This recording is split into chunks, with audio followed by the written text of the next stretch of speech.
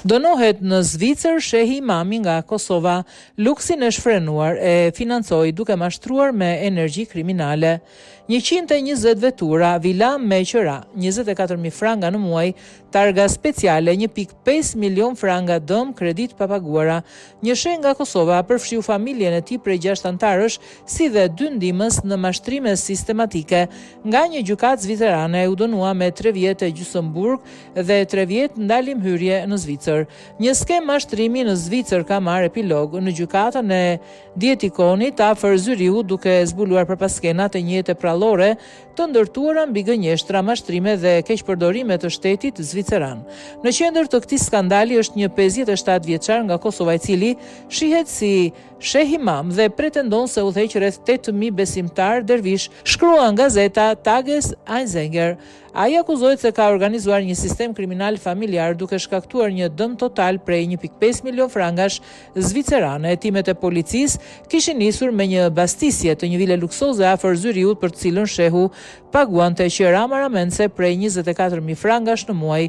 Gjatë operacionit hetuesit konfiskuan dokumente dhe pajisje elektronike, po ashtu zbulua një sistem kompleks i firmave fiktive që shërbenin si mbulesë për pasurimin e paligjshëm. Sipas prokurorisë, ky sheh luante rolin e një sipërmarrësi të patundshmërive, duke mashtruar bankat dhe shtetin zviceran me bilance të falsifikuara, veçanërisht duke përfituar mbi gjysmë milion franga nga kreditë emergjente të COVID-19, pandemia e koronës. Ajo që ka lënë pa fjalë opinionin publik është luksi i shfrenuar që familja shfaqte me paratë e vjedhura. Ndonse para zyrave të shtetit, shehu deklaronte se ishte i varfër. Familja kishte në pronësi një flot prej 120 automjetesh. Mes tyre bie në sy vetyra të tipit Porsche Panamera, disa modele Mercedes dhe një Hummer H2 Luxury. Si merakli veturave, ai shpenzoi rreth 100.000 franga vetëm për blerjen e 3 tabelave të regjistrimit me numrat veçantë, të cilat në Zvicër shiten në ankan si simbole prestigji. Gjatë procesit gjyqësor, i cili zgjati 6 ditë, i akuzuari kryesor u dënua me 42 muaj burg dhe dëbim të detyrueshëm nga territori i Zvicrës për një periudhë prej 3 vitesh. Prokuroria kishte kërkuar 15 vjet dëbim nga Zvicra.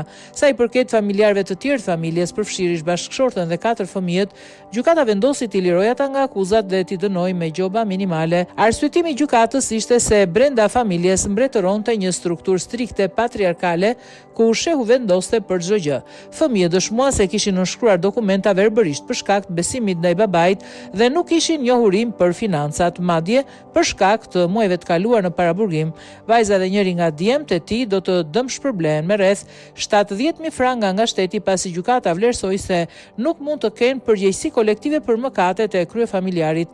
Gjatë procesit, shehu kërkoi falje duke u arsyetuar se si prijës fetar nuk dëshironte të figuronte publikisht si pronar biznesesh ndaj përdorje anëtarë të familjes. Gjykatësia ishte e bindur se energjia kriminale e shehut kosovar ishte rritur me kalimin e kohës dhe dënimet e mëparshme me gjoba nuk ishin pasur asnjë efekt reflektimi tek ai. Njëri ndihmës i shehut u dënua me kusht. Akt gjykimi për tjetrin do të pasojë më vonë.